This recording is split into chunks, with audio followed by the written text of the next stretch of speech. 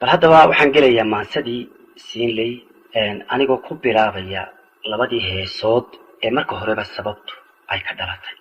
sidaan u sheegay cabdiqays wuxuu tiriyey hees iska madax bannaan oo sidaan u sheegay uu macneeyey ujeedadeeda ahayd 1970kii magaceedu ahaa aakhiro xaggee baad naga xigtaa. wuxuu yidhi maalinta xanuunkiyo xaqa mawdku soo galo xabaasha iyo iilkaan kugu soo xusuustaa xidigaha cirkee sare inaad xubin ka mida tahay inaad hoos u xulan tahay dhulka xero ku leedahay maanu helin xogtaadii aakhiroy xaggee baad naga xigtaa.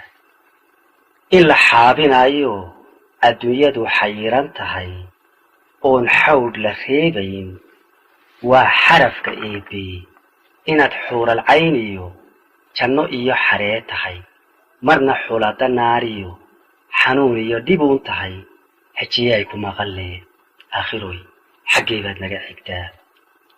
inta gabadh xishootiyo nin xariira kugu maqan ama geesi kugu xidhan xaddi way ka badatee inaad xaajo adag iyo xisaab leeday maqalle xumaan iyo samaanta xaaladday ku nool yihiin maanu helin xogtoodii aakhiroy xaggee baad naga xigtaa.